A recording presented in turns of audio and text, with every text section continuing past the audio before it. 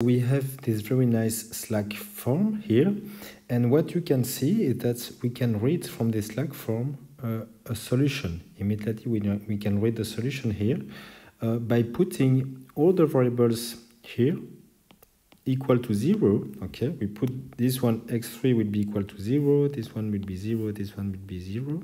Okay, and then you can read from this form, x1 will be equal to 8, x2 equal to 4, x4 equal to 18, and you've got a solution to your problem, and the objective function will be 28 in that case, since the rest is equal to 0 and does not participate to the solution. These three variables, we call them the basic variables, okay? And these variables, x3, x5, x6, will be the non-basic variables. Okay, and the Slack form is fully described by the tuple NBABCV, okay, and these correspond to all the coefficients to describe this Slack form. Okay, so the basic variables will be x1, x2, and x4, and the non-basic variables will be the other ones.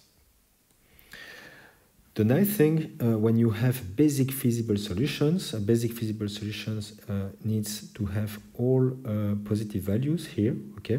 The nice thing with this is that you can read the solution immediately. So x4 in that case equal to 30, x5 24, x6 36 is a feasible solution to your problem.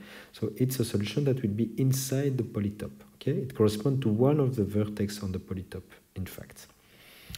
And the objective function here, it's not written, but it's 0 plus, okay, so the objective function will be 0 since the non-basic variables will be set to 0. Okay, so this will be 0, 0, 0. And if you remember the simplex algorithm, the goal was on the polytope, so we've got this nice polytope, okay, we want to move on the polytope, and we wanted to move from one vertex to the next, okay? So we are, for instance, on this vertex, and we want to find and move to this other vertex. To do that, we need to convert this basic feasible solution into another basic feasible solution, okay, to go in that direction, that will improve the objective function. Okay, so this is my basic feasible solution. So let's try to reason a little bit and see what would happen if we would increase x1 by plus epsilon. So instead of 0, it will now become plus epsilon.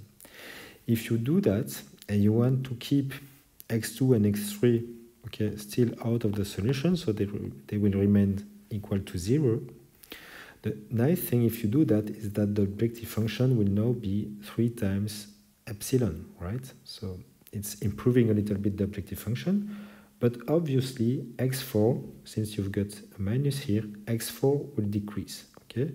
It will decrease, and x4, if you increase x1 by epsilon, x4 will now be equal to 30 minus epsilon, okay? The same for x5, instead of 24, you will have 24 minus 2 times epsilon, and for x6, 36 minus 4 times epsilon. But we should be careful by increasing x1 by epsilon, because we still have this non-negativity constraint, okay? And so if we decrease, if you increase x1, you will decrease, so if you increase that one, you will decrease that one, decrease that one, decrease that one, and at some point you have the risk that it will become below 0. Okay, so we cannot increase x1 forever because we still have the non-negativity constraints. And the first limit will be reached because of that constraint. Okay, if you increase x1 up to 9, okay, then you already have x6 that will be equal to 0. Okay, let's replace x1 by 9. 4 times 9 equals 36. 36 minus 36 is 0. Okay, so if you increase x1 up to 9, x6 is equal to 0. Here, according to that constraint, you could go a little bit higher, right? You could go and increase x1. This constraint agrees to increase x1 up to 12, and the first one even agreed to increase x1 up to 30 without being violated. So the bottleneck for the increase of x1 will be that constraint. Okay, so we take the decision to increase x1 and we will increase x1 up to 9, okay? So we will simply take that constraint, isolate x1, okay, this is what I put here. I put x1, I isolate x1, and then I've got this equivalent constraint, which is totally equivalent to that one, and I will substitute that constraint into here, my first line, okay? So x1 will be replaced everywhere by this expression, okay? And so it means that x1 will now be, and so this will be, this will replace the constraint here, and so x1, okay, this constraint will become the new one, okay, and x1 will enter as a basic variable, okay, it will be the new basic variable, and x6 will disappear from a set of basic variables. And this is the new form that I have. I have moved from one vertex of my polytope to another one, and you can read here that the objective function is not 0 anymore in this basic feasible solution, it's now 27.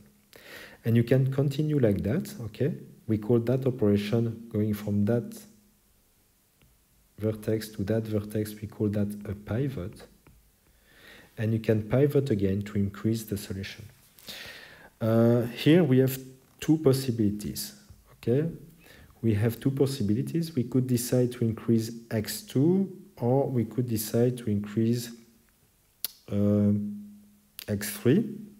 But you can already see that increasing x6 is not interesting because we have a negative coefficient here.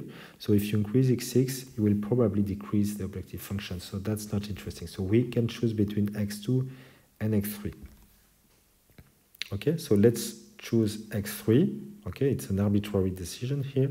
Let's choose to increase x3. Again, if we decide to increase x3, we might... we must be careful because at some point, if you increase x3, x1, x4, and x5 might become negative, and we cannot allow that because of the non-negativity constraints.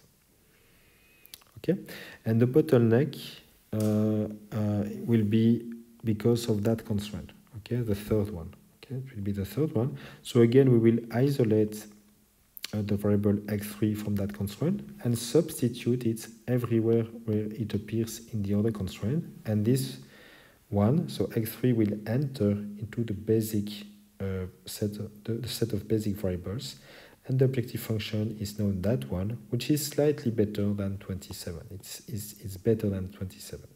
Okay. So again, we have moved from one vertex of my polytope to another one, which was improving after two pivoting operations. As you can read here, the coefficient is negative, so we surely do not want to increase x5 or x6, so the only way is to increase x2. Again, we need to be careful, because if we pivot by increasing x2, we might have the problem that x1, x3, or x4 might become negative. Okay, we do that, the bottleneck constraint will be that one, we pivot and we increase a little bit again, and the new objective function is now 28.